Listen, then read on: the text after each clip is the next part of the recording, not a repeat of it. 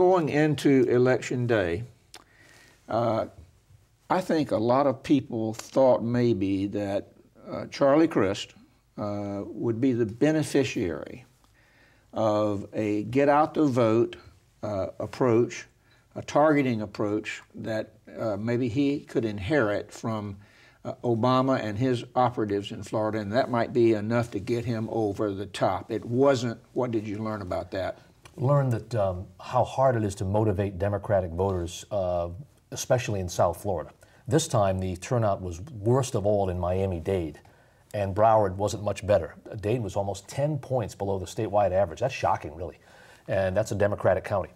I went down there. I went to Fort Lauderdale and Hollywood and Pompano Beach, and I saw the ground operation Charlie Crist and the Democrats put together. They had a lot of people on the ground.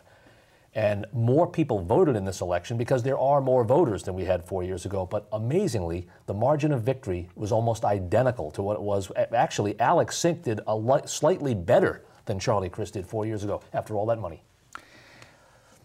I think it's also, to me, I think it's also a signal that, you know, the Obama machine is what everyone was touting. And it's one thing to have the Obama machine in a general election, but they needed money to make it a machine everywhere in the state. And so while, as Steve and others have reported that, you know, there was a lot of energy put into South Florida, which was Alex Sink's weakness 4 years ago, they didn't have the money, and I don't think they had the ability to make that machine work. So what did we see? We saw vast drops in turnout as well in Central Florida. Orange County, another Democratic district, another Democratic county.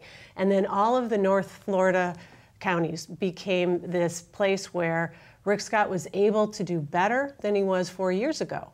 And so I think that it's one thing to say you can pattern this Obama machine, but in fact, if you don't have the money to make it a statewide operation, it's just not going to work.